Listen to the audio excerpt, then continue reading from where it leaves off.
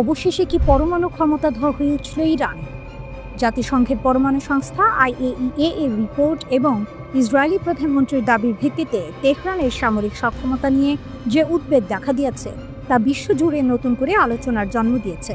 এই জল্পনা যদি সত্যি হয়, তবে ইরান শুধু আঞ্চলিক নয়, বৈশ্বিক শক্তিতে পরিণত হবে। পরমাণু সক্ষমতায় ইরান, ট্রাম্পের দাবি কি মিথ্যা? গত জুনে ইরানের পারমাণবিক কেন্দ্রগুলোতে হামলার পর যুক্তরাষ্ট্রের প্রেসিডেন্ট ডোনাল্ড ট্রাম্প দাবি করেছিলেন আয়াতুল্লাহ আলী খামেনির দেশটির পরমাণু কর্মসূচি সম্পূর্ণ ধ্বংস হয়েছে। কিন্তু তার সেই দাবিকে সরাসরি মিথ্যা প্রমাণিত করেছে জাতিসংঘের পরমাণু সংস্থা international atomic energy agency IAEA। IAEA এর প্রধান রাফাল গ্রোসি জানিয়েছেন, ইরানের কেন্দ্রগুলোতে এখনও প্রায় 400 কেজি সমৃদ্ধ ইউরেনিয়াম মজুদ রয়েছে। বিজ্ঞানীরা এটিকে পারমাণবিক অস্ত্র তৈরির মূল উপাদান হিসেবে ব্যবহার করেন। গ্রোসির এই বক্তব্য সামরিক বিশ্লেষকদের উদ্বেগ আরও বাড়িয়েছে, কারণ এই পরিমাণ ইউরেনিয়াম দিয়ে ইরান প্রায় 10টি পারমাণবিক বোমা তৈরির সক্ষমতা অর্জন করতে পারে। যদিও বর্তমানে তেহরানের হাতে কোনো পরমাণু অস্ত্র নেই বলেই দাবি করে আসছে IAEA। তবে ইরানের সর্বোচ্চ ধর্মীয় নেতা আয়াতুল্লাহ আলী খামেনির জ্যেষ্ঠ উপদেষ্টা আলী শামখানি স্পষ্ট করে দিয়েছেন, শত্রুদের হামলা সত্ত্বেও ইরানের পারমাণবিক কর্মসূচি টিকে আছে। তিনি বলেন, পারমাণবিক স্থাপনা ধ্বংস হলেও আমাদের খেলা শেষ হয়নি। সমৃদ্ধ ইউরেনিয়াম এখনও অক্ষতই রয়েছে। যদিও খামেনি বরাবরই বলে এসেছেন, ইউরেনিয়াম ব্যবহার করে অস্ত্র তৈরির কোনো পরিকল্পনা তেহরানের নেই। নেতানিয়াহুর মারাত্মক দাবি, ICBM কি পূর্ব উপকূলে আঘাত হানবে? ইরানের পারমাণবিক সক্ষমতার এই জল্পনার মধ্যেই ইসরায়েলের প্রধানমন্ত্রী বেনিয়ামিন নেতানিয়াহু এক মারাত্মক দাবি করেছেন। তিনি বলেন, ইরানের হাতে চলে এসেছে আন্তঃমহাদেশীয় ব্যালিস্টিক মিসাইল ICBM এর শক্তিশালী বহর। তার মতে, এই অস্ত্রটি 11,000 কিলোমিটার জুড়ে হামলা চালাতে পারে, যা দিয়ে যুক্তরাষ্ট্রের পূর্ব উপকূলেও আঘাত হানা সম্ভব। এটি সবার জন্য একটি বড় বিপদ। নেতানিয়াহু তার দাবির সপক্ষে কোনো জোরালো প্রমাণ হাজির না করলেও সমর বিশ্লেষকরা বলছেন, ইরানের বর্তমান রকেট প্রযুক্তি আন্তঃমহাদেশীয় ক্ষেপণাস্ত্রের সফল পরীক্ষার জন্য যথেষ্ট। যদি ইরান 12,000 কিলোমিটার পাল্লার খোররামশার 5 মডেলের ICBM তৈরি করতে পারে, তবে তা অবশ্যই পারমাণবিক ওয়ারহেড বহনে সক্ষম হবে। যুক্তরাষ্ট্র ও ইসরায়েলের চোখ ফাঁকি দিতে সক্ষম হবে তো ইরান? এই প্রশ্নের উত্তর খুঁজতে গেলে দেখা যায়, একই দিকে যেমন ট্রাম্পের দাবি ভুল প্রমাণিত হয়েছে, ঠিক তেমনই নেতানিয়াহুর ICBM দাবির পক্ষেও সরকারিভাবে কোনো নিশ্চয়তা মেলেনি। তবুও IAEA এর রিপোর্ট এবং নেতানিয়াহুর দাবি, এই দুয়ে মিলে একটি নতুন মেরুকরণ তৈরি করেছে। বিশেষজ্ঞদের মতে, ইরান যদি সত্যি ICBM ও পর্যাপ্ত ইউরেনিয়াম মজুদের মাধ্যমে পরমাণু অস্ত্রের সক্ষমতা অর্জন করে থাকে, তবে বিশ্ব ভূরাজনীতির মোড় ঘুরে যাবে। তেহরান সম্ভবত পারমাণবিক অস্ত্র তৈরির দোরগোড়ায় পৌঁছে গেছে। আর যদি এই ক্ষমতা আন্তঃমহাদেশীয় ক্ষেপণাস্ত্রের সঙ্গে যুক্ত হয়, তবে তা শুধুমাত্র ইসরায়েল নয়, বরং যুক্তরাষ্ট্রের মূল ভূখণ্ডের জন্য মারাত্মক হুমকি। ইরানের পারমাণবিক কর্মসূচি ধ্বংস হয়েছে বলে যারা স্বস্তির নিঃশ্বাস ফেলেছিলেন, তাদের জন্য এটি একটি বড় ধাক্কা। ইরানের সর্বোচ্চ নেতার আশ্বাস এবং IAEA এর রিপোর্ট যেন এই বার্তাই দিচ্ছে, শত্রুর আস্তানায় আঘাত হানার সক্ষমতা অর্জনের পথে এগোচ্ছে তেহরান।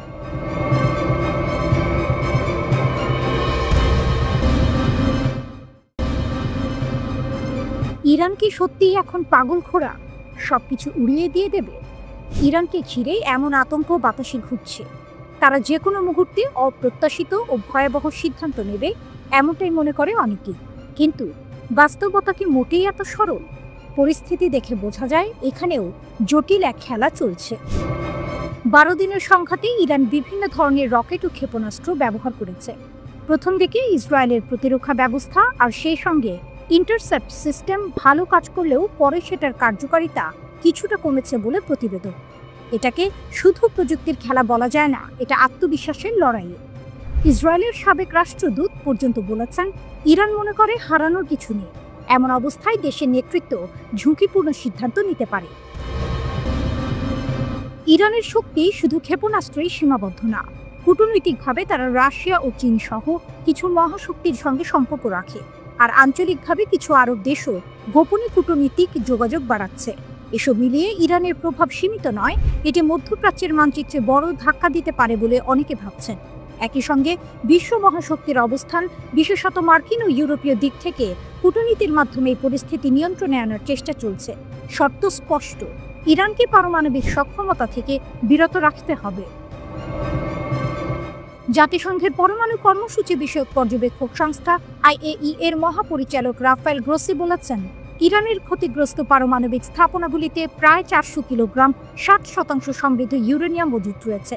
তেহরানের পূর্ণ সহযোগিতা ছাড়া সেখানে প্রবেশ করা সম্ভব নয়। IAEA প্রধান এই তথ্য প্রকাশ করেন। তিনি বলেন, ইরানের বেশিরভাগ সমৃদ্ধ ইউরেনিয়ামের সরবরাহ অক্ষত রয়েছে এবং সেটি এখনও ক্ষতিগ্রস্ত পারমাণবিক কেন্দ্রগুলির ভেতরেই মজুত আছে। রাফায়েল গ্রোসি 18 অক্টোবর প্রকাশিত সুইস সংবাদপত্র নিউয়ে জুচার জেইতুনকে দেয়া এক সাক্ষাৎকারে বলেন, জাতিসংঘের সংস্থাটির অনুসন্ধানে জানা যায়, ইরানের 60% সমৃদ্ধ ইউরেনিয়ামের অধিকাংশ ইস্পাহান এবং ফোর্দো পারমাণবিক কেন্দ্রগুলিতে মজুত রয়েছে এবং কিছু আছে নাতানজেও।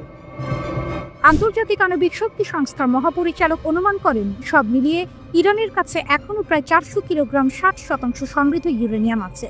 এর আগে IAEA এর একটি গোপন প্রতিবেদনে পাওয়া যায়, 13 জুন পর্যন্ত ইরানের কাছে 440.9 কিলোগ্রাম বা 972 পাউন্ড পর্যন্ত 60% সমৃদ্ধ ইউরেনিয়াম ছিল। গ্রোসি এনজেডজেডকে জানান, ইসলামী প্রজাতন্ত্রের কাছে এখনও প্রায় 400 কিলোগ্রাম রয়েছে। এতে মনে হয় IAEA এর মূল্যায়ন অনুযায়ী দেশটির মজুদ সমৃদ্ধ ইউরেনিয়ামের বেশিরভাগই যুদ্ধে ক্ষতিগ্রস্ত হয়নি। ইরানের বেশিরভাগ সমৃদ্ধ ইউরেনিয়াম এখনও দেশটির ক্ষতিগ্রস্ত পারমাণবিক কেন্দ্রগুলির ভেতরেই রয়েছে। IAEA এর এমন মূল্যায়ন তেহরানও স্বীকার করে। দেশটির পররাষ্ট্রমন্ত্রী আব্বাস আরাকচি বলেছিলেন, ইসরায়েলি হামলায় ক্ষতিগ্রস্ত কেন্দ্রগুলির ধ্বংসস্তূপের নিচে সমৃদ্ধ পারমাণবিক উপাদানগুলি রয়েছে। টাইমস অফ ইসরায়েলের প্রতিবেদনে বলা হয়, ইসরায়েলকে ধ্বংস করতে অঙ্গীকারবদ্ধ ইরান পারমাণবিক অস্ত্র অর্জনের চেষ্টা করার কথা অস্বীকার করে। তবে দেশটি এমন স্তরে ইউরেনিয়াম সমৃদ্ধ করেছে যার কোনো শান্তিপূর্ণ ব্যবহার নেই। ইরান আন্তর্জাতিক পরিদর্শকদের পারমাণবিক কেন্দ্রগুলি পরীক্ষা করতে বাধা দিয়েছে এবং দেশটির ব্যালিস্টিক ক্ষেপণাস্ত্র সক্ষমতা বাড়িয়েছে। জেরুজালেমের মতে, জুনে ইসরায়েল পরমাণু কর্মসূচিটির বিরুদ্ধে সামরিক অভিযান শুরু করার ঠিক আগে ইসলামী প্রজাতন্ত্র অস্ত্রায়নের দিকে পদক্ষেপ নিয়েছিল।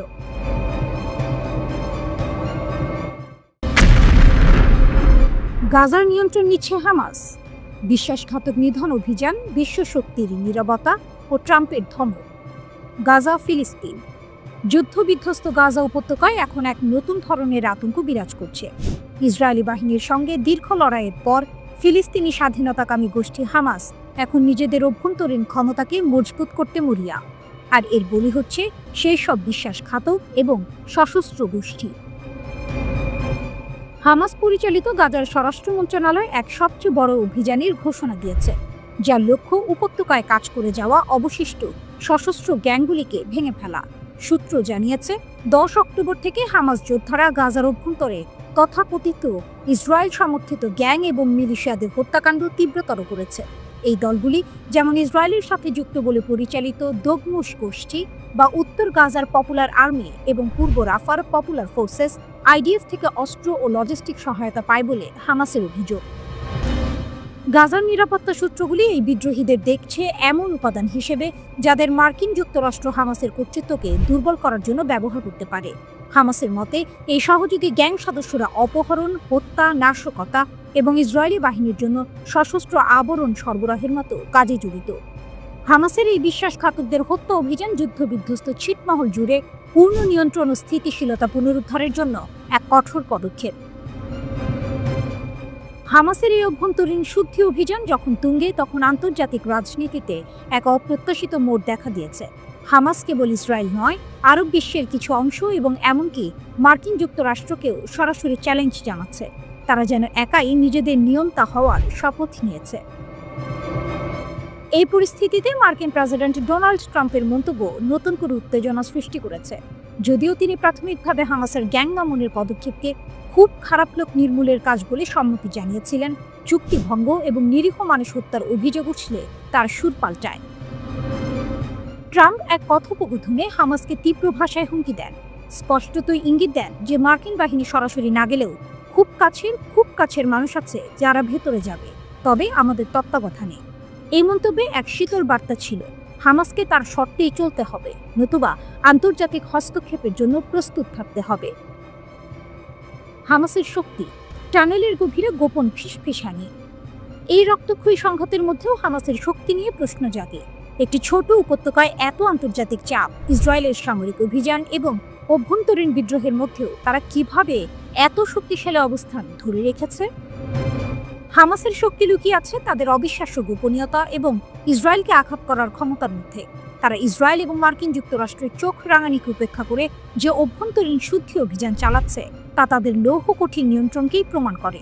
তবে এই অভিযান গাজাকে শান্ত করবে নাকি আরও গভীর ও ভয়াবহ গৃহযুদ্ধের দিকে ঠেলে দেবে, সেটাই এখন সবচেয়ে বড় প্রশ্ন। ইসরায়েল ও আমেরিকা থেকে নজর সরিয়ে হামাস কি এখন গাজাকে নিজেদের দুর্ভেদ্য দুর্গ হিসেবে পুনর্নির্মাণ করছে, যেখানে তাদের কথার বাইরে দ্বিতীয় কোনো কথা বলার সাহস কারও থাকবে না?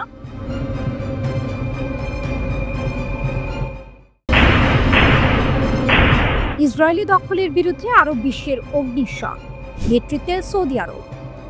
মধ্যপ্রাচ্যে নতুন এক কণ্ঠ উঠে এসেছে, দৃপ্ত, অটল ও ন্যায়ের দাবিতে সোচ্চার। ইসরায়েলি দখলদারিত্বের বিরুদ্ধে আরব ক্রোধের নেতৃত্ব এখন সৌদি আরবের হাতে।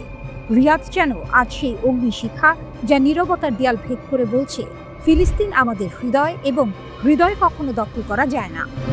সৌদি আরবের ভূমিকা একটি দ্বিমুখী তলোয়ারের মতো। একদিকে তারা ফিলিস্তিনিদের প্রতি সমর্থন জানিয়ে আরব বিশ্বের নেতৃত্ব ফিরে পাচ্ছে, অন্যদিকে ইসরায়েলকে অর্থনৈতিক ও কূটনৈতিক ফাঁদে ফেলার ক্ষমতাও রাখছে। এমবিএসের এই সাহসী পদক্ষেপ কেবল ইসরায়েলকে নয়, তার মিত্রদেরও এক কঠিন সংকটের মুখে ফেলে দিল। সৌদি যুবরাজ মোহাম্মদ বিন সালমান এমবিএস নিজেই সামনে এসেছেন। ইসরায়েলি নেসাট যখন দখলকৃত পশ্চিম তীরকে নিজেদের সঙ্গে সংযুক্ত করার দুটি বিল পাশ করল, তখন রিয়াদ গর্জে উঠল। পররাষ্ট্র মন্ত্রণালয়ের ভাষায় এটি কেবল একটি আইন নয়, এটি দখলদারিত্বের নতুন মুখোশ। পশ্চিম তীর দখলে ইসরায়েলি পার্লামেন্টে বিল অনুমোদন, কাতার, সৌদি আরব, জর্ডানের নিন্দা। সৌদি আরব সরাসরি ঘোষণা করেছে দখলকৃত অঞ্চলের ওপর ইসরায়েলি নিয়ন্ত্রণ বৈধ নয়, এটি আন্তর্জাতিক আইনের নগ্ন লঙ্ঘন। রিয়াদ নেসাটের প্রাথমিক ভোটকে অবৈধ ও বিপজ্জনক বলে বাতিল ঘোষণা করেছে। সৌদি বিবৃতিতে বলা হয়েছে, রাজ্য ইসরায়েলি দখলদার কর্তৃপক্ষের সব বসতি সম্প্রসারণ এবং সংযুক্তিকরণ পদক্ষেপ সম্পূর্ণভাবে প্রত্যাখ্যান করছে।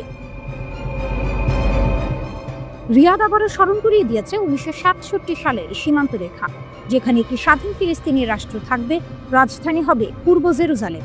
এই অবস্থান শুধু কূটনৈতিক নয়, প্রতীকীয় বটে। যেখানে অনেক আরব রাষ্ট্র নীরবতার আড়ালে নিজেদের স্বার্থ খুঁজছে, সৌদি আরব যেন ঘোষণা করছে, ন্যায় বিচার ছাড়া শান্তি আসবে না। সতর্ক করেছে, ইসরায়েলের এই পদক্ষেপ আঞ্চলিক নিরাপত্তার জন্য মারাত্মক হুমকি। এই পথ রক্তের, এই পথ অস্থিরতার। রিয়াদের কণ্ঠে যেন প্রতিধ্বনিত হচ্ছে সেই সতর্কবার্তা যা একসময় আরব জোটের পতাকায় লেখা ছিল। বিবৃতিতে বলা হয়েছে, ফিলিস্তিনি জনগণের উপর সকল আক্রমণ বন্ধ করতে হবে, আর ন্যায় ভিত্তিক দ্বিরাষ্ট্রীয় সমাধানের মাধ্যমে স্থায়ী শান্তি প্রতিষ্ঠা সম্ভব। এই নিন্দা কেবল কূটনীতির পৃষ্ঠায় সীমাবদ্ধ নয়, এটি এক আরব শক্তির জাগরণের ইঙ্গিত। যে শক্তি একসময় ইতিহাসে ইসলামী ঐক্যের প্রতীক ছিল, আজ আবার সেটি হয়ে উঠেছে ন্যায়ের পতাকা বহনকারী। সৌদি আরবের অবস্থান এখন যেন নতুন দিক নির্দেশনা দিচ্ছে পুরো আরব বিশ্বকে। রিয়াদ চুপ করে নেই, বরং বলছে যে শান্তি দখলের ওপর দাঁড়ায় তা শান্তি নয়, প্রতারণা। রিয়াদ যেন এক ভিন্ন পথ বেছে নিয়েছে, সমঝোতার নয়, প্রতিবাদের। এবং সেই প্রতিবাদের ভাষা এখন সমগ্র আরব দুনিয়ায় প্রতিধ্বনিত হচ্ছে। যখন ফিলিস্তিনের মাটিতে আগুন, তখন সৌদি আরব যেন বলছে, আমরা নীরব থাকব না। ন্যায়ের সূর্য পশ্চিম তীরের আকাশেও উঠবে। আর এই ঘোষণায় এক ঝলক দেখা যাচ্ছে সেই পুরনো আরব শক্তির, যে শক্তি দমন নয়, প্রতিরোধে বিশ্বাস করে, যে শক্তি এখন আবার ফিলিস্তিনের পক্ষে দাঁড়াতে প্রস্তুত।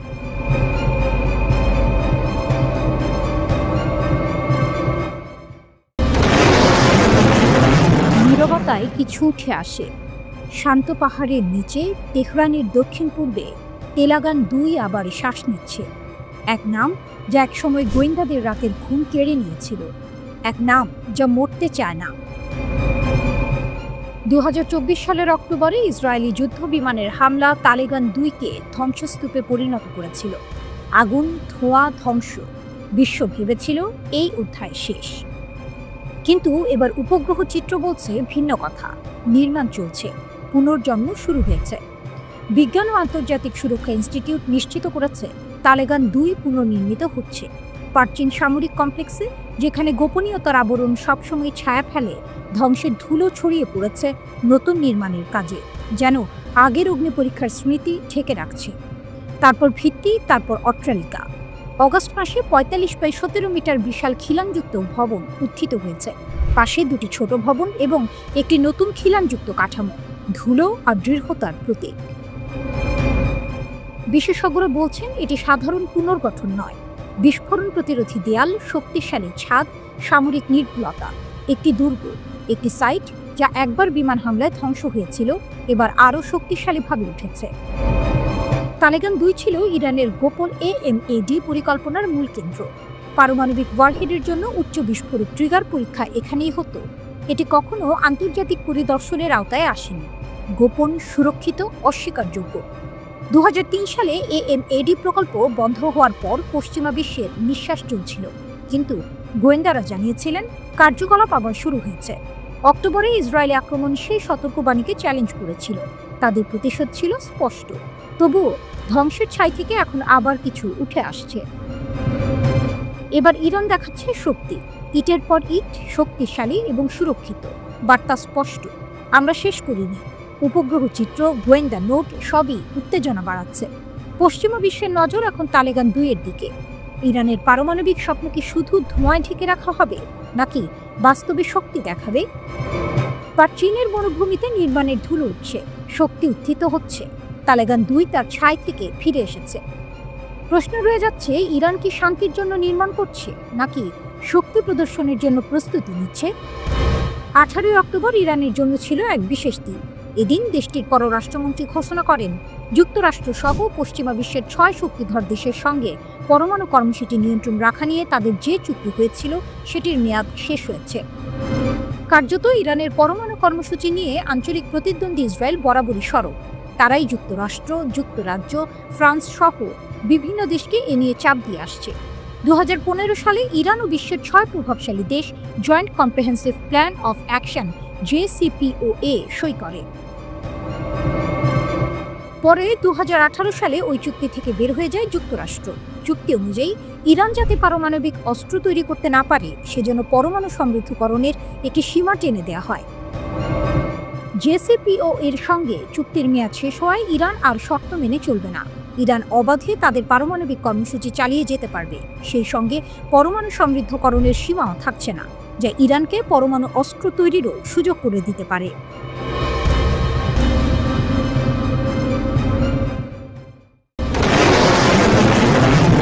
মধ্যপ্রাচ্যের বাতাসে আবারও কাঁপন।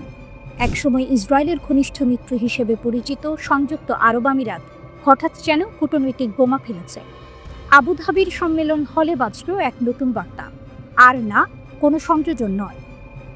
ইসরায়েলি প্রধানমন্ত্রী বেনিয়ামিন নেতানিয়াহুর উদ্দেশ্যে এই সতর্ক বার্তা দিয়েছেন আমিরাতের রাষ্ট্রপতির উপদেষ্টা আনোয়ার গারগাশ। তিনি স্পষ্ট ভাষায় বলেছেন, ফিলিস্তিনি অঞ্চল দখল বা সংযোজন সংযুক্ত আরব আমিরাতের জন্য একটি লাল রেখা, কেউ তা অতিক্রম করতে পারবে না। উপসাগরীয় শীর্ষ সম্মেলনে গারগাশের বক্তব্য যেন কূটনীতির মঞ্চে বজ্রপাতের মতো প্রতিধ্বনিত হয়। তিনি বলেন, ফিলিস্তিন ইস্যুতে দীর্ঘদিন ধরে যে কঠোর দৃষ্টিভঙ্গি চলছে সেটি এখন পুরনো, অচল এবং বিপজ্জনক। সর্বাধিকবাদ বা উগ্র অবস্থান 2 পক্ষকেই ব্যর্থ করেছে। এখন দরকার বাস্তবসম্মত সমাধান। তার বক্তব্যে একদিকে ইসরায়েলকে সতর্কবার্তা, অন্যদিকে ফিলিস্তিনি নেতৃত্বকেও পরোক্ষ বার্তা। উভয় পক্ষকেই তাদের আঁকড়ে ধরা অবস্থান থেকে সরে আসতে হবে। সরাসরি সংঘাতের পথে হেঁটে কেউ কিছু পায়নি। এই মন্তব্য যেন এক বৈপ্লবিক সুর তোলে আরব বিশ্বের রাজনৈতিক অঙ্গনে। কারণ সংযুক্ত আরব আমিরাত সেই দেশ যারা 2020 সালে আব্রাহাম চুক্তির মাধ্যমে ইসরায়েলের সঙ্গে সম্পর্ক স্বাভাবিক করেছিল। আর আজ সেই একই আমিরাত বলছে স্বাভাবিকীকরণ মানে অন্ধ সমর্থন নয়। গারগাশ আরও বলেন, আমরা ফিলিস্তিনি অঞ্চলে যে কোনো সংযোজনের বিরুদ্ধে কঠোর। ইসরায়েলের সঙ্গে সম্পর্ক আমাদেরকে প্রভাব খাটানোর সুযোগ দিয়েছে, আমরা তা ব্যবহার করব। তার এই মন্তব্যে আন্তর্জাতিক মহলে নতুন প্রশ্ন উঠেছে, তবে কি আব্রাহাম চুক্তির মজবুত বন্ধন খাটল ধরছে? গারগাশ বলেন, গাজায় এখন মানবিক পরিস্থিতি ভয়াবহ, আমাদের আরও কিছু করতে হবে। আমরা মানবিক সাহায্য বাড়াচ্ছি, এমনকি গাজায় সরাসরি মানুষ পাঠানোর বিষয়েও আলোচনা চলছে। এই ঘোষণায় যেন মানবতার এক নতুন প্রতিধ্বনি শোনা গেল। যুদ্ধের ধোঁয়া ও ধ্বংসের ভেতর থেকে এক আরব কণ্ঠ বলছে, আমরা নীরব দর্শক নই। তিনি আরও জোর দিয়ে বলেন, শান্তির জন্য ফিলিস্তিনি কর্তৃপক্ষের ভূমিকা অপরিহার্য, তাদের বাদ দিয়ে টেকসই সমাধান অসম্ভব। গার্গাসের এই বক্তব্য শুধু ইসরায়েলের জন্য নয়, গোটা আরব বিশ্বের জন্য এক জাগরণের বার্তা। তিনি জানান, আমিরাত প্রায়ই একা দাঁড়িয়েছে সংস্কারের পক্ষে, কিন্তু আমরা বিশ্বাস করি বাস্তববাদী শান্তির একমাত্র পথ। এখানেই শেষ নয়, ওয়াশিংটনের ভূমিকা নিয়েও গার্গাস প্রশংসা করেন। বলেন, মার্কিন যুক্তরাষ্ট্র যুদ্ধবিরতি বজায় রাখতে যে ভূমিকা রেখেছে তা গুরুত্বপূর্ণ। আঞ্চলিক স্থিতিশীলতায় তাদের অংশগ্রহণ অপরিহার্য। তবে বিশ্লেষকদের মতে এই মন্তব্য শুধু কূটনৈতিক আহ্বান নয়, এটি এক শক্তিশালী রাজনৈতিক বার্তা, যে বার্তা নেতানিয়াহু টেবিলে পৌঁছে গেছে। বার্তা স্পষ্ট, ইসরায়েল যদি ফিলিস্তিন দখলের কথা এগোয় তবে সবচেয়ে প্রো ইসরায়েল আরব জাতীয় মুখ ফিরিয়ে নেবে। এই মুহূর্তে আবুধাবির নীরব রাতেও যেন প্রতিধ্বনিত হচ্ছে গার্গাসের সতর্কতা। সর্বাধিকবাদ সকলকে ব্যর্থ করেছে, এখন সময় পরিবর্তনের। এক কূটনৈতিক বাক্যের আড়ালেই যেন লুকিয়ে আছে এক মহাযুদ্ধের সতর্ক ঘণ্টা।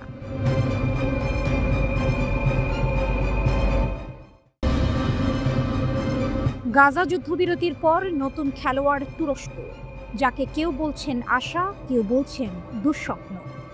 গাজার যুদ্ধ থেমে গেছে, কিন্তু রাজনীতি থেমে নেই। আগুনের পর ছাইয়ের নিচে আবার জ্বলছে নতুন প্রতিযোগিতা, আর সেই প্রতিযোগিতার কেন্দ্রবিন্দুতে উঠে এসেছে এক নাম, তুরস্ক। যুদ্ধোত্তর গাজার রক্ষণাবেক্ষণ, পুনর্গঠন ও গাজার নতুন প্রশাসনে তুরস্কের অন্তর্ভুক্তির মতো ইস্যুগুলোও ইসরায়েলের অস্বস্তি কয়েকগুণ বাড়িয়ে দিয়েছে। নিসগাভ ইনস্টিটিউট ফর ন্যাশনাল সিকিউরিটি স্টাডিজের বিশেষজ্ঞ নোয়া লাজিমি ইসরায়েলি উদ্বেগ এভাবে প্রকাশ করেছেন, তুরস্ককে গাজার যুদ্ধ বন্ধ চুক্তিতে টেনে আনার অর্থ হল এই স্বীকৃতি দেয়া যে তুরস্ক আঞ্চলিক গুরুত্বপূর্ণ শক্তি, এবং এই বাস্তবতা মেনে নেওয়া মধ্যপ্রাচ্যের আঞ্চলিক অন্তর্ভুক্তিমূলক চুক্তি তুরস্ককে অন্তর্ভুক্ত করা ছাড়া সম্ভব নয়। বিশেষ করে ফিলিস্তিনি ইস্যুতে তুরস্ক ছাড়া আঞ্চলিক চুক্তি সম্ভবই নয়। ফলে ইসরায়েলি সন্ত্রাসবাদ বিরোধী বিশেষজ্ঞ এলি কার্মন সতর্ক করেছেন, বর্তমান পরিস্থিতি ইসরায়েলের জন্য দীর্ঘমেয়াদে হুমকি তৈরি করবে। এটি ইসরায়েলের জন্য সিরিয়ার পাশাপাশি নতুন সংকট হিসেবে উপস্থিতি হবে। রাতের নিস্তব্ধতা ভাঙছে নতুন এক কৌশলের শব্দে। বিশ্লেষকরা বলছেন, যুদ্ধবিরতির পরবর্তী সময়ের পরিকল্পনায় তুরস্কের বাড়তে থাকা ভূমিকা এখন বহু দেশের জন্য রাতের দুঃস্বপ্ন হয়ে দাঁড়াতে পারে। প্রেসিডেন্ট রিসেপ তাইয়েপ এরদোয়ান যেন গাজার রাজনীতিতে নিজের প্রভাব বিস্তারের এক সুবর্ণ সুযোগ পেয়েছেন। এই ভূমিকা শুধু রাজনৈতিক নয়, কৌশলগত। মধ্যপ্রাচ্যের অর্থনীতি ও ভূ রাজনীতি দুই ক্ষেত্রেই এটি নতুন এক দাবার চাল। কেউ বলছেন এটি মানবিক সহায়তার মুখোশে প্রভাব বিস্তারের পরিকল্পনা, আবার কারো মতে বহু বছর পর মুসলিম বিশ্বের একতার নেতৃত্ব নিতে প্রস্তুত হচ্ছে তুরস্ক। গবেষকদের আশঙ্কা, গাজায় তুরস্কের সক্রিয় অংশগ্রহণ কৌশলগত ঝুঁকি তৈরি করতে পারে। যদি তুরস্ক কোনো পর্যবেক্ষণ বা প্রয়োগকারী ভূমিকায় যায়, তাহলে তা ইতালি সহ ইউরোপীয় সেনাবাহিনীর স্বাধীন কার্যক্রম সীমিত করতে পারে। উত্তেজনা বাড়লে সরাসরি সংঘর্ষের আশঙ্কাও উড়িয়ে দেওয়া যাচ্ছে না। তুরস্কের অবস্থান স্পষ্ট, তারা চায় না ফিলিস্তিনি গোষ্ঠীগুলো অস্ত্র পুরোপুরি ত্যাগ করুক। এটি সরাসরি ইসরায়েল, মিশর ও সংযুক্ত আরব আমিরাতের পরিকল্পনার বিপরীতে যায়। তাই যুদ্ধ শুরু হওয়ার পর থেকে ইসরায়েল গাজা ইস্যুতে তুরস্ককে আলোচনায় অন্তর্ভুক্ত করতে অনাগ্রহী ছিল। কিন্তু নাটকীয়ভাবে পাল্টে গেছে পরিস্থিতি। এখন তুরস্কই যুদ্ধবিরতির পরবর্তী আলোচনায় গুরুত্বপূর্ণ ভূমিকা রাখছে। বিশ্লেষকদের মতে এর পেছনে যুক্তরাষ্ট্রের ভূমিকা গুরুত্বপূর্ণ। প্রেসিডেন্ট ডোনাল্ড ট্রাম্প বিশ্বাস করেন, মধ্যপ্রাচ্যে স্থিতিশীলতা ফেরাতে তুরস্কের অংশগ্রহণ প্রয়োজন। এই সমর্থনের কারণেই এরদোয়ানের নেতৃত্ব এখন অনেক বেশি বৈধতা পাচ্ছে। কেউ কেউ এটিকে ঐতিহাসিক মোড় বলে বর্ণনা করছেন। 2010 সালে গাজা থেকে রাজনৈতিকভাবে বাদ পড়েছিল তুরস্ক, কিন্তু আজ যুদ্ধোত্তর গাজায় আবারও সেই তুরস্ক ফিরেছে নেতৃত্বের আসনে। মানবিক সহায়তার পাশাপাশি তারা প্যালেস্টাইনি ঐক্যকে পুনরুজ্জীবিত করার ডাক দিচ্ছে। বিশ্লেষকরা বলছেন, গাজার মাধ্যমে তুরস্ক এখন তার বৃহত্তর শক্তি প্রদর্শনের পথে। সিরিয়া থেকে ইরান পর্যন্ত প্রভাব বিস্তারে যে কূটনৈতিক নেটওয়ার্ক তারা গড়ে তুলেছে, সেটি এখন বাস্তব রূপ নিচ্ছে। ইসরায়েলও তা বুঝতে পারছে। তাই সিরিয়ার আকাশসীমায় দুর্ঘটনাজনিত সংঘাত এড়াতে তুরস্ক ও ইসরায়েলের মধ্যে স্থাপন করা হয়েছে সরাসরি সামরিক হটলাইন। এই পুরো চিত্রে একটাই বিষয় স্পষ্ট, তুরস্ক ফিরেছে, শুধু ফেরেনি, ফিরে এসে নতুন খেলা সাজিয়েছে। গাজার ধ্বংসস্তূপে দাঁড়িয়ে এরদোয়ান যেন বলছেন মধ্যপ্রাচ্যের রাজনীতি আর আগের মতো থাকবে না। গাজায় তুরস্কের প্রথম কৌশলগত স্বার্থ হলো তারা গাজার প্রতিরোধ আন্দোলন ও বাসিন্দা উভয়কে বাঁচিয়ে রাখতে চায়। এমনকি যদি প্রতিরোধ যোদ্ধাদের অস্ত্র সমর্পণ করতেও হয়, তবুও তাদের বাঁচিয়ে রাখতে চায় তুরস্ক।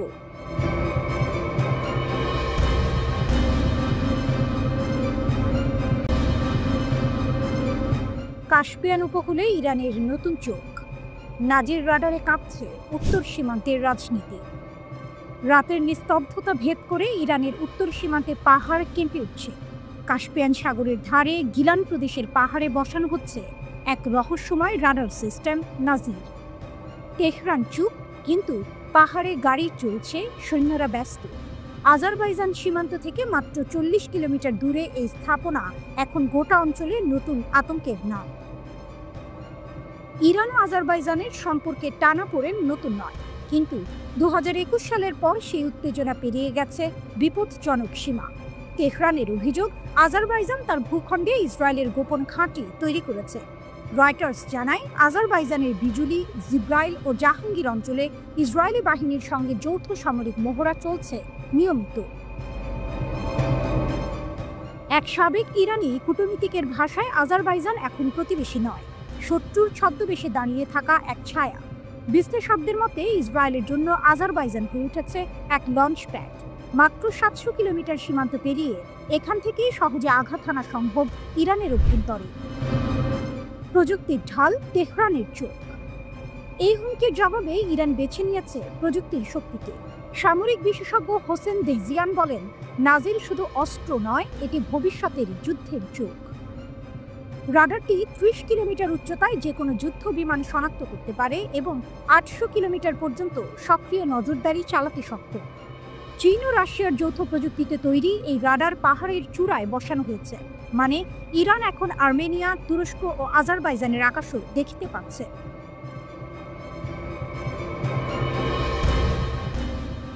টাইমস অফ ইরান জানায়, নাজিরের 360 ডিগ্রি কভারেজ এটিকে বিশ্বের অন্যতম শক্তিশালী রাডার হিসেবে প্রতিষ্ঠিত করেছে। কৌশলের আড়ালে কূটনীতি। এই স্থাপনাকে শুধু সামরিক পদক্ষেপ বলে ভুল হবে, এটি তেহরানের রাজনৈতিক বার্তা। আমাদের আকাশে কেউ অদৃশ্য নয়। গার্ডিয়ানের তথ্য অনুযায়ী যুক্তরাষ্ট্র এখন ইরানের উত্তর পশ্চিমে 22 কিলোমিটার প্রস্থের এক করিডোর ব্যবহার করছে, যাকে তেহরান বলছে ন্যাটো করিডোর। ইরানের ভাষায় এই রাডার হচ্ছে সেই করিডোরের উত্তর। ইরান স্পষ্ট করেছে, বিদেশি যুদ্ধবিমান তার আকাশে ঢুকলে তা আর নিরপেক্ষ থাকবে না। গুপ্তযুদ্ধের প্রতিধ্বনি। বিবিসি পার্সিয়ানের রিপোর্ট বলছে, সম্প্রতি ইরানের উত্তরাঞ্চলে কয়েকটি সামরিক ঘাঁটিতে ড্রোন হামলার চেষ্টা ব্যর্থ করেছে রিভলিউশনারি গার্ডস। তেহরান দাবি করেছে, হামলাগুলোর উৎস উত্তর দিকে।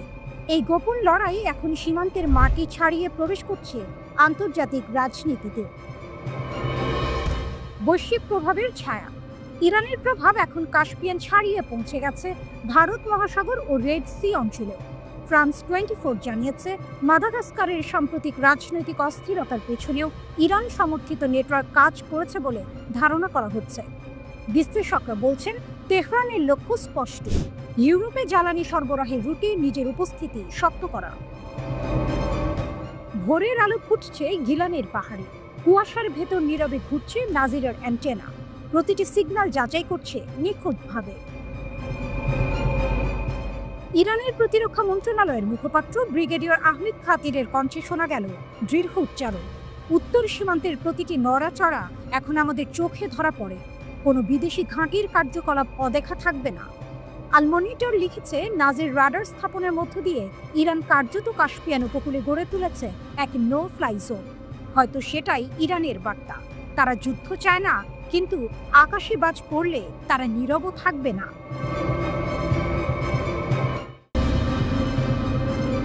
ওয়াশিংটনের নীরব করিডোরগুলোতে এখন সবচেয়ে বেশি যে প্রশ্নটি ঘুরছে তা হলো, সৌদি আরব কি যুক্তরাষ্ট্রের নিরাপত্তা ছাপার নিচে ঢুকতে চাইছে? মধ্যপ্রাচ্যের বালুকা বেলায় যখন নতুন নতুন যুদ্ধের হাওয়া বইছে, তখন সৌদি আরবের যুবরাজ মোহাম্মদ বিন সালমান MBS যুক্তরাষ্ট্রের সঙ্গে একটি বিশাল প্রতিরক্ষা চুক্তি করতে মরিয়া। এমন একটি চুক্তি যা বলবে সৌদির ওপর আক্রমণ মানে আমেরিকার ওপর আক্রমণ। এটাই এখন রিয়াদের সবচেয়ে বড় কূটনৈতিক লক্ষ্য। চুক্তির পটভূমি, নিরাপত্তার রাজনীতি। ব্রিটিশ সংবাদপত্র ফিনান্সিয়াল টাইমস জানিয়েছে, এমবিএস আগামী মাসে হোয়াইট হাউসে গিয়ে এই প্রতিরক্ষা চুক্তি চূড়ান্ত করতে চান। এক মার্কিন কর্মকর্তা নিশ্চিত করেছেন, যুবরাজের সফরের সময় কিছু স্বাক্ষর হতে পারে, যদিও বিস্তারিত এখনো গোপন রাখা হয়েছে।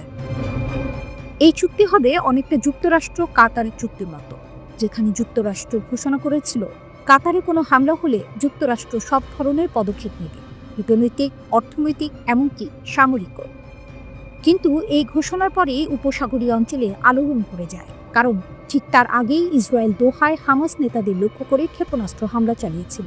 এটি কেবল হামাস বা কাতারের বিষয় ছিল না, বরং উপসাগরীয় দেশগুলো হঠাৎ বুঝে গেল তাদের আঞ্চলিক নিরাপত্তা কতটা অনিশ্চিত। রিয়াদের ভয় ও ট্রাম্পের সুযোগ। সৌদি আরব দীর্ঘদিন ধরে যুক্তরাষ্ট্রকে তাদের নিরাপত্তার অভিভাবক মনে করে, কিন্তু ইসরায়েলের ক্রমবর্ধমান সামরিক অভিযান, গাজায় যুদ্ধ এবং ইরানের ছায়া ঘনিয়ে আসায় এমবিএস বুঝেছেন নতুন বাস্তবতায় পুরনো বন্ধুত্ব যথেষ্ট নয়। এখন আলোচনার কেন্দ্রবিন্দুতে আছেন প্রেসিডেন্ট ডোনাল্ড ট্রাম্প। তার প্রশাসন বলছে, আমরা প্রতিরক্ষা সহযোগিতা জোরদার করতে আগ্রহী, তবে কিছু রাজনৈতিক শর্ত থাকবে। সেই শর্তের নাম ইসরায়েল। আগে বাইডেন প্রশাসনের সময় সৌদি আরব চেষ্টা করেছিল এমন একটি নিরাপত্তা চুক্তির, যেখানে ইসরায়েলের সঙ্গে সম্পর্ক স্বাভাবিক করার বিষয়টিও অন্তর্ভুক্ত ছিল, কিন্তু 2023 সালের 7 অক্টোবর হামাসের আক্রমণ ও গাজা যুদ্ধ সেই পরিকল্পনা ভেস্তে দেয়। এখন এমবিএস পরিষ্কার করে দিয়েছেন, ফিলিস্তিন রাষ্ট্র প্রতিষ্ঠিত না হলে ইসরায়েলের সঙ্গে কোনো সম্পর্ক নয়। এমন অবস্থায় ট্রাম্প প্রশাসন এক জটিল অবস্থায়, একদিকে প্রতিরক্ষা জোটের সুযোগ, অন্যদিকে ইসরায়েলের রাজনৈতিক চাপে ফাঁদে পড়ার ভয়। চুক্তির সম্ভাব্য রূপ। সৌদি কর্মকর্তারা বলছেন, এই চুক্তি হবে সামরিক ও গোয়েন্দা সহযোগিতা বৃদ্ধির এক নতুন অধ্যায়।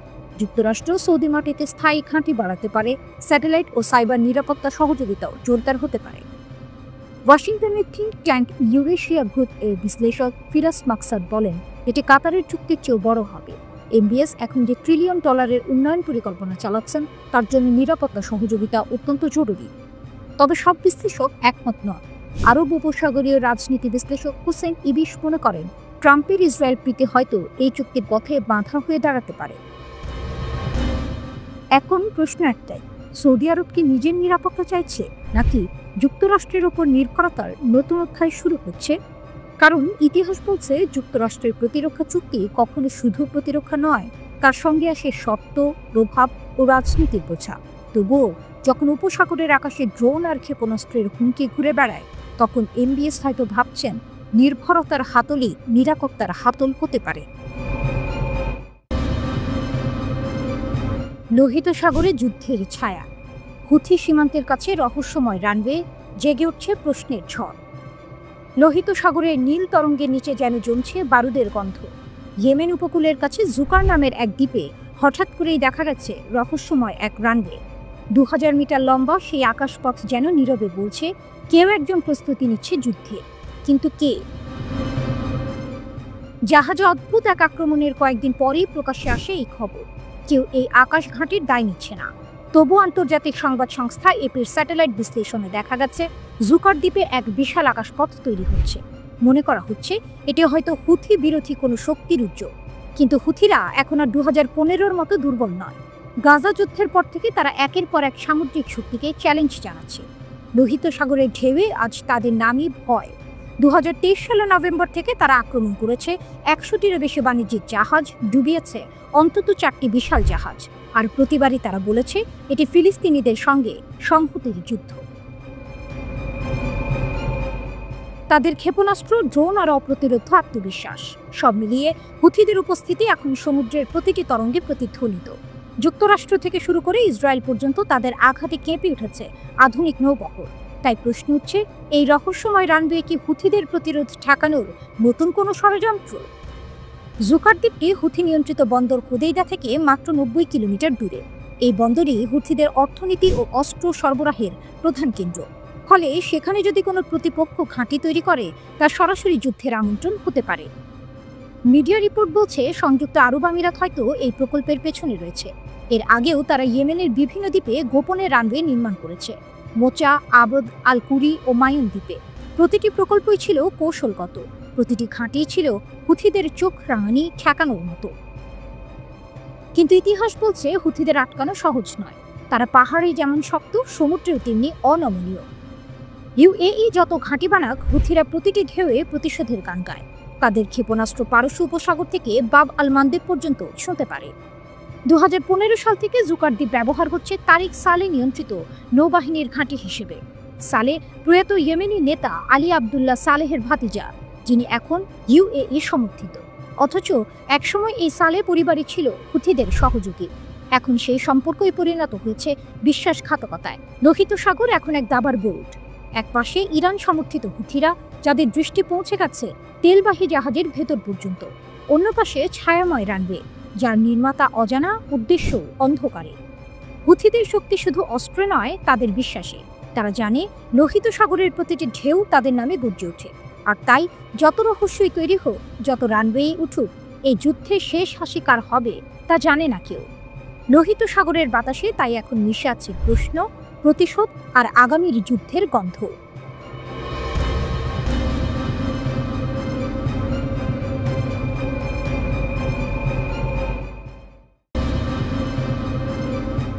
আমরা কথা বলবো, কিন্তু মাথা নত করব না। খামেনির কঠোর জবাব ট্রাম্পকে। ইরানের আকাশে আবারও বাজল প্রতিবাদের বজ্রধ্বনি। তেহরান থেকে ছড়িয়ে পড়ল এক কণ্ঠস্বর, দৃঢ়, নির্ভীক, অবিচল। ইরানের সর্বোচ্চ নেতা আয়াতুল্লাহ আলী খামেনি যুক্তরাষ্ট্রের প্রেসিডেন্ট ট্রাম্পের বক্তব্যকে তীব্রভাবে ব্যঙ্গ করে বললেন, তিনি যদি মনে করেন আমাদের পারমাণবিক স্থাপনা ধ্বংস হয়ে গেছে, তবে তিনি স্বপ্ন দেখতে থাকুন। মধ্যপ্রাচ্যের উত্তপ্ত রাজনীতির কেন্দ্রে দাঁড়িয়ে ইরানের এই বার্তা ছিল বিদ্যুতের মতো তীক্ষ্ণ। অধিকৃত ফিলিস্তিন সফরে গিয়ে ট্রাম্প ইসরায়েলি নেতাদের পাশে দাঁড়িয়ে বলেছিলেন, ইরানকে শান্তি গ্রহণ করতে হবে। কিন্তু খামেনির কণ্ঠে এলো শীতল প্রত্যুত্তর, আমরা কথা বলবো, কিন্তু মাথা নত করব না। তেহরানের ভাষ্য অনুযায়ী ট্রাম্পের সফর ছিল একটি মরিয়া প্রচেষ্টা, ইসরায়েলি নেতাদের মনোবল বাড়াতে, তাদের ভয় ঢাকতে। কারণ সাম্প্রতিক 12 দিনের যুদ্ধে তারা এমনভাবে পরাজিত হয়েছিল যা নিজেরাই বিশ্বাস করতে পারেনি। খামেনি বলেন, রাষ্ট্রপতির কথাবার্তা ও আচরণে স্পষ্ট তারা মরিয়া, তারা ভেঙে পড়েছে, আর তিনি গিয়েছিলেন তাদের খালি আশা দিতে। তিনি আরও যোগ করেন, এই কথাগুলো কেবল সেই ধরনের মানুষদের জন্য বলা হয় যারা নিজেরাই আর কোনো আশা খুঁজে পায় না। জবরদস্তি নয়, আলোচনা। ট্রাম্প ইরানের সঙ্গে নতুন চুক্তি করার আগ্রহ প্রকাশ করেছিলেন। তিনি বলেছিলেন, আমি একজন ব্যবসায়ী, আমি ইরানের সঙ্গে চুক্তি করতে চাই। কিন্তু খামেনি সেই প্রস্তাব প্রত্যাখ্যান করে বলেন, যে চুক্তি ধমক দিয়ে শুরু হয় সেটি কোনো চুক্তি নয়, সেটি জবরদস্তি। ইরানি জাতি জবরদস্তির কাছে মাথা নত করবে না। তিনি আরও বলেন, আসুন বসে কথা বলি, ফলাফল স্পষ্ট হয়ে উঠুক। কিন্তু আমাদের উপর অন্য দেশের মতো চাপ সৃষ্টি করে কিছু আদায় করা যাবে না। ইরান কখনো জোর জবরদস্তির কাছে নতি স্বীকার করবে না। এই এক বাক্যে যেন ধ্বনিত হলো ইরানের আত্মমর্যাদার অটল ঘোষণা, আমরা স্বাধীন, আমরা অবিচল। খামেনি ট্রাম্পের সমালোচনা করতে গিয়ে যুক্তরাষ্ট্রের ভেতরকার বিশৃঙ্খলাও তুলে ধরেন। তিনি বলেন, আমেরিকার বিভিন্ন রাজ্যে 7 মিলিয়ন মানুষ রাস্তায় নেমে সরকারের বিরুদ্ধে স্লোগান দিচ্ছে। তোমরা আগে তোমাদের সেই জনগণকে শান্ত করো, তারপর অন্য দেশের ব্যাপারে কথা বলো। তিনি আরও যোগ করেন, আমেরিকা অন্য দেশে হস্তক্ষেপ করে, সামরিক ঘাঁটি তৈরি করে, কিন্তু আজ সন্ত্রাসবাদের আসল প্রতীক তারাই। ইরানের বার্তা দৃঢ়, স্পষ্ট, চূড়ান্ত। এই সমস্ত বক্তব্যের মধ্যে এক সুর স্পষ্ট, ইরান কথা বলতে চায়, কিন্তু আত্মসমর্পণ নয়। তারা আলোচনায় রাজি, কিন্তু আত্মমর্যাদা বিকিয়ে নয়। তেহরান এখনো দাবি করে তার পারমাণবিক কর্মসূচি শান্তিপূর্ণ, কিন্তু তার নিরাপত্তা নিয়ে কোনো ছাড় দেবে না। আমরা আমাদের পথেই থাকব, এই বার্তা যেন মধ্যপ্রাচ্যের বাতাসে ছড়িয়ে পড়ছে। ট্রাম্পের সফর শেষ হয়েছে, কিন্তু তেহরানের প্রতিধ্বনি এখনো কাঁপাচ্ছে কূটনৈতিক মঞ্চ। এক জাতি যে মাথা নত করতে শেখেনি, এক নেতা যিনি বলেন, স্বপ্ন দেখতে থাকুন, আমরাও আমাদের পথেই থাকব। এ যেন ইতিহাসের পুরনো পাঠের নতুন পুনরাবৃত্তি। ইরান কথা বলে না কোমল স্বরে, বরং আগুনে ভেজা আত্মমর্যাদার ভাষায়। আর আজ সেই ভাষা আবার কাঁপিয়ে দিল বিশ্ব রাজনীতির অস্থির প্রান্তরকে।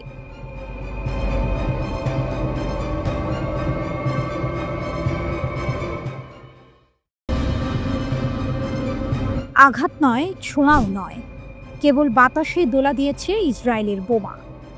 এই এক লাইনেই যেন ফুটে ওঠে তেহরানের আত্মবিশ্বাস। ইরান এখন দাবি করছে ইসরায়েলের হামলায় তাদের ক্ষেপণাস্ত্র ঘাঁটিগুলোর একটি দানাও নড়ে ওঠেনি। যুদ্ধ শেষে ধোঁয়া এখনো উঠছে মধ্যপ্রাচ্যের আকাশে, কিন্তু সেই ধোঁয়ার ভিতর থেকে শোনা যাচ্ছে এক গর্বিত কণ্ঠ, আমরা আছি আগের চেয়েও শক্তিশালী। ইরানের ইসলামী বিপ্লবী রক্ষী বাহিনী IRGCর উপসমন্বয়কারী জেনারেল মোহাম্মদ রেজা নাকভি বলেন, ইসরায়েল দাবি করছে তারা ইরানের ক্ষেপণাস্ত্র কেন্দ্রগুলিতে বড় আঘাত এনেছে, কিন্তু সেটি বলা মানে বাড়াবাড়ি। বাস্তবে তাদের আঘাতে আমাদের পালকের ছোঁয়াও লাগেনি, বলেন তিনি। নাকভি জানান, ইসরায়েলের উন্নত প্রযুক্তি আর আধুনিক বোমা দিয়েও তারা কিছুই করতে পারেনি। আমাদের উৎক্ষেপণ কেন্দ্রগুলো আক্রমণের পরপরই সক্রিয় হয়ে গেছে। ক্ষেপণাস্ত্র ব্যবস্থা এক মুহূর্তের জন্য বন্ধ হয়নি। ইসরায়েল দাবি করছে তারা ইরানের অধিকাংশ ক্ষেপণাস্ত্র উৎক্ষেপক ধ্বংস করেছে, কিন্তু ইরান বলছে এটা শুধু ভুল নয়, নিখাত মিথ্যা। ইরানের দাবি তাদের 1% উৎক্ষেপকও ধ্বংস হয়নি, বরং সবগুলোই স্থানীয়ভাবে তৈরি ও কার্যক্ষম। আমাদের প্রতিটি ক্ষেপণাস্ত্র ইরানের মাটিতে, ইরানের হাতে গড়া, বলেন নাকভি। আরও বড় চমক, ইরান এখন নতুন করে আরও 10,000 ক্ষেপণাস্ত্র তৈরির পথে। শুধু প্রতিরক্ষা নয়, এটি এখন তেহরানের জন্য এক আত্মমর্যাদার প্রতীক। নাকভির ভাষায়, আমরা শুধু ইসরায়েলকে মোকাবিলা করছি না, আমাদের চারপাশে রয়েছে মার্কিন ঘাঁটি, পারস্য উপসাগরের ড্রোনের নজরদারি, গুপ্তচর বৃত্তি আর রাজনৈতিক চাপ। সব সামলে ইরান দাঁড়িয়ে আছে অটল, অদম্য। এই প্রেক্ষাপটে IRGC উন্মোচন করেছে তাদের 2টি নতুন ক্ষেপণাস্ত্র, ইমাদ ও কাদের। ভূগর্ভস্থ ঘাঁটিতে টেলিভিশনে সম্প্রচারিত এক আয়োজনে প্রদর্শিত হয় এই আধুনিক অস্ত্র। কাদের ক্ষেপণাস্ত্রে ব্যবহৃত হয়েছে উন্নত ইলেকট্রনিক প্রতিরোধ ব্যবস্থা, যা শত্রুর সিগন্যাল জ্যামিং প্রতিহত করতে সক্ষম। অন্যদিকে ইমাদকে আধুনিকীকরণ করে সম্পূর্ণরূপে কার্যকর করা হয়েছে। IRGCর অ্যারোস্পেস কমান্ডের এক শীর্ষ কর্মকর্তা বলেন, আমাদের ক্ষেপণাস্ত্র শক্তি প্রতি ঘন্টায় বৃদ্ধি পাচ্ছে। সদ্য উন্নত করা ক্ষেপণাস্ত্রগুলো ইতোমধ্যে লঞ্চারে বসানো হয়েছে, শুধু আদেশের অপেক্ষা। এদিকে ইরানের সংসদের অর্থনীতি কমিশনের চেয়ারম্যান শামসুদ্দিন হোসাইনি ইঙ্গিতপূর্ণ কণ্ঠে বলেন, জায়নবাদী শাসন ব্যবস্থাই এখন অঞ্চলের শান্তি ও নিরাপত্তার সবচেয়ে বড় হুমকি। জেনেভায় আন্তঃসংসদীয় সম্মেলনের ফাঁকে তিনি বলেন, ইরান কখনো সংঘাত চায় না, আমরা চাই আঞ্চলিক বোঝাপড়া ও সহযোগিতা। কিন্তু যদি কেউ আমাদের নিরাপত্তা ভাঙার চেষ্টা করে, আমরা তার উত্তর দেব ইস্পাতের ভাষায়। যে মুহূর্তে অনেকেই ভাবছিল ইসরায়েল ইরানের শক্তি কমিয়ে দিয়েছে, ঠিক তখনই তেহরান দেখালো তার নতুন দানবীয় অস্ত্র। ধ্বংস নয়, বরং পুনর্জন্ম যেন ঘটল সেই ভূগর্ভস্থ ঘাঁটিগুলোয়। ওদিকে ইরানের সঙ্গে সব ক্ষেত্রে সম্পর্ক জোরদার করতে প্রস্তুত রাশিয়া। ক্রেমলিনের পক্ষ থেকে এমন আগ্রহের কথা জানানো হয়েছে। ক্রেমলিনের মুখপাত্র দিমিত্রি পেসকভ বলেন, দুই দেশের সম্পর্ক নাটকীয়ভাবে এগিয়ে যাচ্ছে। তেহরান ও মস্কোর মধ্যে আগে থেকে ঘনিষ্ঠ সম্পর্ক রয়েছে।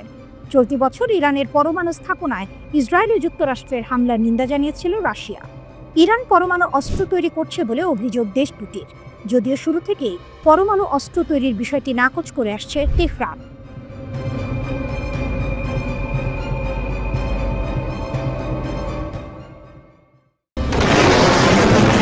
গাজা যুদ্ধের 2 বছর পরেও হামাসের অদম্য শক্তি। 2 বছরের অব্যাহত সংঘাতের পরও গাজার আকাশে একটি নামকরা সংকেত, হামাস এখনও শক্তিশালী। ইসরায়েলের সেনাবাহিনী দাবি করেছে 22,000 যোদ্ধা নিহত হলেও হামাসের হাতে এখনও প্রায় 20,000 অভিজ্ঞ যোদ্ধা আছে।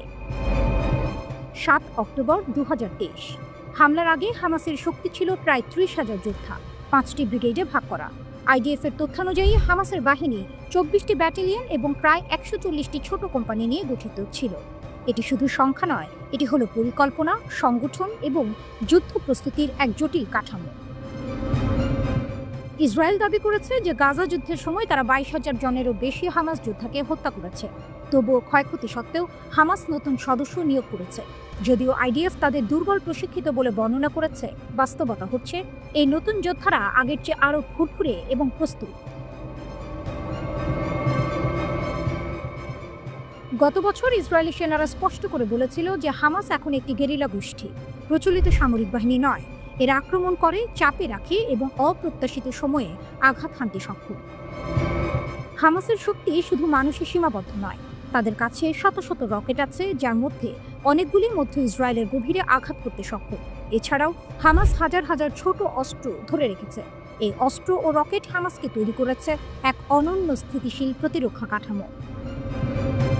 আইডিএফ দাবি করেছে যে তারা হামাসের প্রায় 25% টানেল নেটওয়ার্ক ধ্বংস করেছে, যা মূলত হামলা ও অস্ত্র সরবরাহের জন্য ব্যবহৃত হতো। কিন্তু অনেক টানেল এখনো অক্ষত, এমনকি যেখানে ইসরায়েলি সেনারা প্রবেশ করেনি। এই টানেলগুলো হামাসকে দেয় দ্রুত গতিতে যে কোনো স্থানে উপস্থিত হওয়ার ক্ষমতা। 9 অক্টোবরের যুদ্ধবিরতি পরেও হামাস আক্রমণ চালিয়েছে। দক্ষিণ গাজায় সীমান্তের একটি টানেল থেকে আরপিজি ছোড়া হয় এবং একটি ইসরায়েলি যান ধ্বংস হয়। নিহত হন মেজর ইয়ানিফ গুলা এবং স্টাফ সার্জেন্ট ইতাই ইয়াতে। ইসরায়েলি প্রতিক্রিয়া ছিল ক্ষেপণাস্ত্র এবং বিমান হামলা। গাজায় হামাসের অবকাঠামো লক্ষ্য করে আইডিএফ ধ্বংস করেছে একটি বড় টানেল নেটওয়ার্ক, যেখানে ধারণা করা হয় প্রাক্তন জিম্মিরা রাখা ছিল। যুদ্ধবিরতি সত্ত্বেও গাজার আকাশ এখন উত্তেজনায় ভরা। হামাস নিহত হওয়া যোদ্ধার সংখ্যাকে মাপছে না। শক্তি, ধৈর্য এবং স্ট্র্যাটেজিক টানেলের কারণে তারা এখনও অঞ্চলে এক অদম্য শক্তি হিসেবে উপস্থিত। গাজা যুদ্ধ প্রমাণ করেছে সংখ্যার কমে যাওয়া মানেই শক্তির অবসান নয়। যুদ্ধক্ষেত্রে হামাস এখন নতুনভাবে জেগে উঠেছে। এই প্রতিবেদনে স্পষ্ট হয় যে গাজায় যুদ্ধ শুধুই অস্ত্রের লড়াই নয়, এটি এক মানসিক, কৌশলগত এবং টানেল যুদ্ধের মিশ্রণ, যেখানে হামাস এখনো অস্পষ্ট, শক্তিশালী এবং ভয়ঙ্কর। যুদ্ধের ঊর্ধ্বখাতে গাজার প্রশাসনিক ও আইন শৃঙ্খলা ব্যবস্থা ভেঙে চুরমার হয়ে গেছে। হামাস হয়তো সংখ্যায় কমে গেছে, কিন্তু তাদের মনোবল এখনো অটুট। তারা এখন প্রতিদ্বন্দ্বী সশস্ত্র গোষ্ঠীর সঙ্গে সংঘাতে জড়িয়ে পড়েছে। হামাস যদি গাজার ওপর নিয়ন্ত্রণ ধরে রাখতে না পারে, তাহলে পিআইজেকে সম্ভাব্য উত্তরাধিকারী হিসেবে দেখা যায়। ইসরায়েলের দৃষ্টিকোণ থেকে এক ইরান সমর্থিত একটি সশস্ত্র গোষ্ঠীর জায়গায় আরেকটি সশস্ত্র গোষ্ঠীর প্রত্যাবর্তন। গাজার সবচেয়ে গভীর সমস্যা হলো এটি এখন দার্শনিক টমাস হবসের সেই সবার জন্য মুক্ত জায়গায় পরিণত হয়েছে।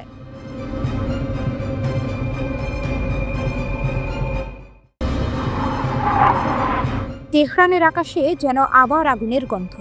ধুলো আর বারুদের মাঝে ভেসে উঠেছে এক ঘোষণার প্রতিধ্বনি, যদি তারা আবার আক্রমণ করে, আমরা নরক খুলে দিব। ইরানের বিপ্লবী গার্ডের সর্বোচ্চ commander major general Mohammad Pakpour এই কথাগুলো উচ্চারণ করলেন এমন এক সময়ে যখন মধ্যপ্রাচ্য আবারও যুদ্ধের প্রান্তে দুলছে।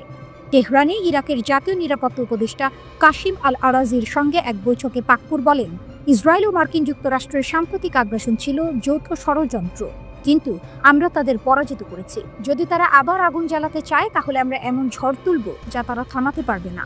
তার এই মন্তব্য যেন ইরানের রাজনৈতিক ঘরানায় বজ্রপাতের মতো প্রতিধ্বনিত হয়েছে। পাকপুরের ভাষায়, জুনের 12 দিনের সংখ্যাতে আমরা দেখিয়ে দিয়েছি ইরানকে ভাঙা যায় না। হত্যাকাণ্ড, নাশকতা, সাইবার হামলা, সবকিছুর মধ্য দিয়েও আমাদের ঐক্য অটুট ছিল। তিনি গর্ব করে বলেন, আমাদের ক্ষেপণাস্ত্রের নির্ভুলতা আজ শত্রুর ঘুম কেড়ে নিয়েছে।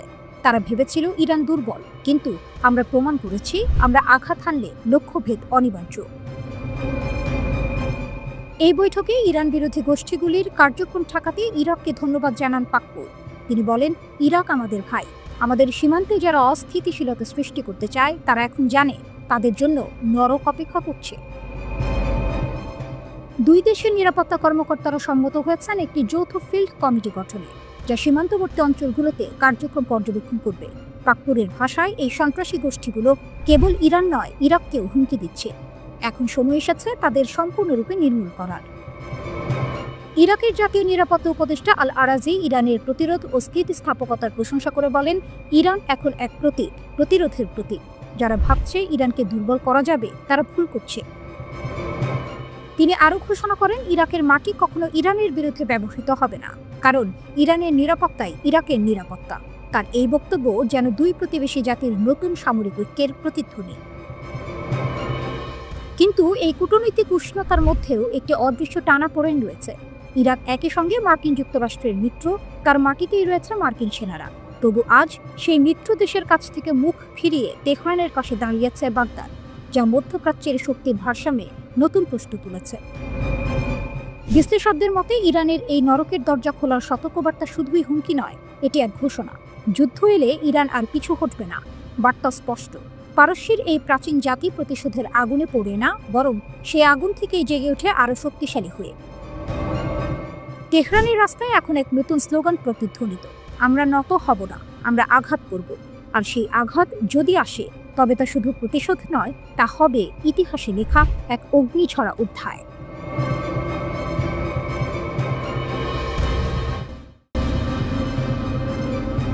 18 অক্টোবর 2025 তারিখে joint comprehensive plan of action JCPOA বা ইরান পারমাণবিক চুক্তি আনুষ্ঠানিকভাবে শেষ হলো।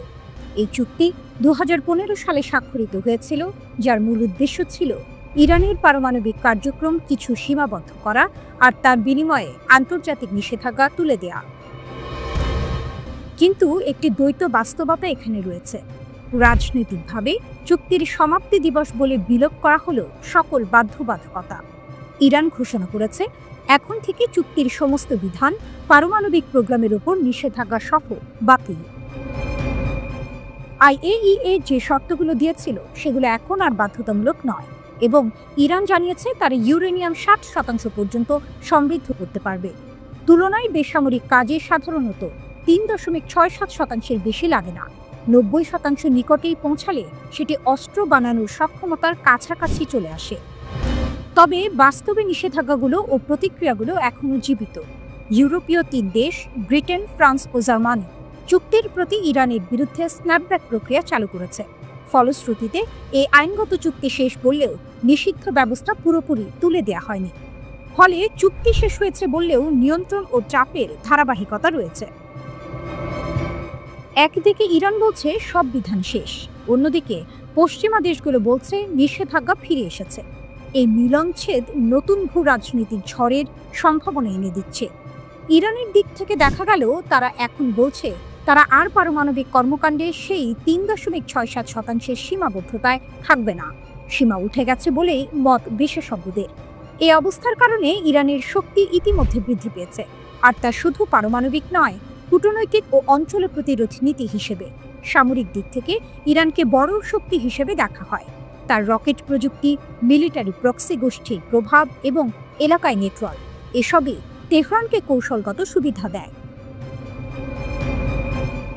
তেল গ্যাস সম্পদ, ভূ রাজনৈতিক অবস্থান এবং পারমাণবিক সক্ষমতার সম্ভাব্যতা ইরানকে শক্তিশালী করে তোলে। এ কারণেই পশ্চিমা দেশগুলো সতর্ক, একটি সীমাহীন ইউরেনিয়াম সমৃদ্ধকরণ মধ্যপ্রাচ্যের ভারসাম্য বদলে দিতে পারে। ইরানের পরমাণু কর্মসূচি নিয়ে জাতিসংঘ নিরাপত্তা পরিষদের রেজলিউশন 2231 আনুষ্ঠানিকভাবে শেষ হয়েছে বলে ঘোষণা দিয়েছে ইরান, চীন ও রাশিয়া।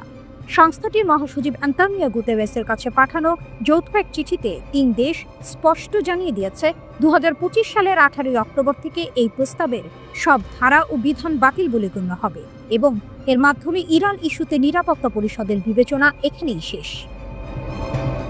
ইরান সামরিক উদ্দেশ্যে গোপনে পারমাণবিক কর্মসূচি চালাচ্ছে, পশ্চিমাদের এমন দাবি ভিত্তিহীন বলে উল্লেখ করা হয় চিঠিতে। এতে বলা হয় পরমাণু অস্ত্র বানানোর অভিযোগের কোনো প্রমাণ কখনোই খুঁজে পায়নি জাতিসংঘের পরমাণু শক্তি সংস্থা IAEA, যদিও সংস্থাটি সবচেয়ে কঠোর পরিদর্শন চালিয়েছে ইরান জুড়ে।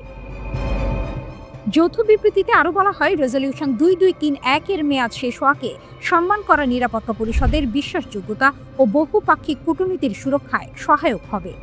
চিঠির শেষে 3 দেশ ইরানকে কেন্দ্র করে কূটনৈতিক সমাধানের জন্য অনুকূল পরিবেশ তৈরির আহ্বান জানিয়েছে এবং উত্তেজনা কমিয়ে সংলাপের উপর গুরুত্ব দেওয়ার কথা পুনর্ব্যক্ত করেছে।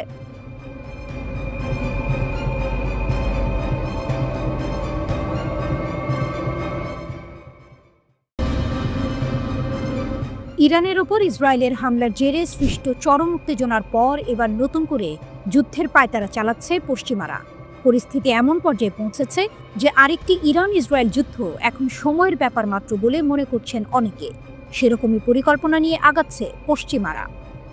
তবে বসে নেই ইরান। সর্বোচ্চ নেতা আয়াতুল্লাহ খামেনি ভালো করেই জানেন ইরানের ওপর আঘাত আসতেই থাকবে, তাই শত্রুদের মোকাবিলা করতে সব নিয়ে প্রস্তুত ইসলামী বিপ্লবের দেশটি। ইরানের কাছে বড় আঘাত খাওয়ার পরও শিক্ষা হয়নি, আবারও যুদ্ধের হুঙ্কার, আর পশ্চিমা দেশগুলো ইরানকে কণ্ঠরোধ করতে তৎপর। এখন এক প্রশ্ন ঘুরছে, নতুন ইরান ইসরায়েল লড়াই কি শুধু সময়ের ব্যাপার? ইরান সম্প্রতি বহু প্রতিকূলতায় পড়ে, তবু মন বদলায়নি। দেশটির শাসকরা বলে থাকেন আঘাত আসতেই থাকবে, কিন্তু তাদের প্রতিরোধও থাকবে বেশি। মার্কিন, ইসরায়েল ও কিছু ইউরোপীয় দেশের চাপ, নিষেধাজ্ঞা ও সামরিক উপস্থিতি বাড়িয়ে দেওয়ার নকশা ইরানের উপর ক্রমাগত চালানো হচ্ছে। এতে করে তেহরান কেবল কূটনীতিতে নয়, আঞ্চলিক শক্তি গঠনেও জোর দিচ্ছে। তাদের প্রতিক্রিয়া সিরিয়া, লেবানন, ইরাক ও ইয়েমেনে বিশেষভাবে লক্ষণীয় হয়েছে। প্রক্সি গোষ্ঠী ও কৌশলগত সাফল্য বাড়ানোর চেষ্টা চলছে। তবু ইরান এখন শুধু প্রতিরোধী করছে না, তারা ভেতর থেকে নিজেকে বদলে নিচ্ছে। জুনে 12 দিনের সংঘর্ষের পরে শুরু করা শুদ্ধি অভিযান, গোপন অভিযান এবং সন্দেহভাজন ব্যক্তিদের গ্রেপ্তারের ফলে দেখা গেছে তেহরান বিদেশি প্রভাব থেকে নিজেকে মুক্ত করার চেষ্টা করছে। ধরা ছোঁয়ার তালিকায় এমন ব্যক্তিরাও রয়েছেন যারা বিদেশি গোয়েন্দা সংস্থার সাথে যোগাযোগ রাখতেন। এগুলো যদি সত্য হয়ে থাকে তাহলে ইরানের অভ্যন্তরীণ রাজনীতিও সংকটে পড়ছে। প্রশাসনিক পরিবর্তন এসেছে। গত 3 আগস্ট প্রজাতন্ত্রের সর্বোচ্চ নিরাপত্তা পরিষদের নামে নতুন একটি কৌশলগত সংস্থা গঠন করা হয়েছে। এর নেতৃত্বে থাকবেন দেশের প্রেসিডেন্ট, বিচারপতি সহ পার্লামেন্ট স্পিকার, সামরিক কমান্ডার এবং কিছু মূল মন্ত্রী এতে যুক্ত থাকবেন। ম্যান্ডেট হলো জাতীয় নিরাপত্তা ও প্রতিরক্ষা পরিকল্পনা তৈরি এবং সশস্ত্র বাহিনীর কার্যক্রম সমন্বয় করা।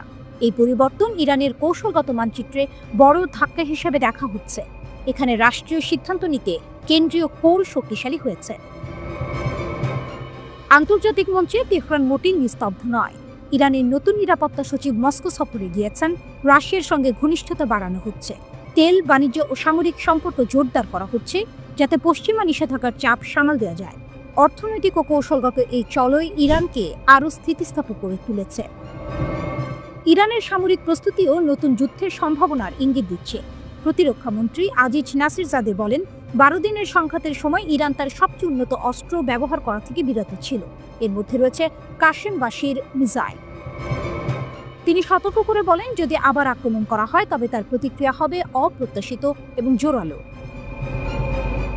ইরান ক্ষতিগ্রস্ত হলেও সহজে নত হবে না। তারা নিজেকে শক্ত করেই রেখেছে। পশ্চিমাদের পরিকল্পনা রয়ে গেলে সংঘাত সময়ের বিষয়, কিন্তু কূটনীতি, গোপন যুদ্ধ ও ভূ রাজনীতি মিলে কোনো অনিশ্চিত মোড়ও আনতে পারে। মধ্যপ্রাচ্যের পরবর্তী অধ্যায় এখন অধিক নাটকীয় এবং বিপজ্জনক।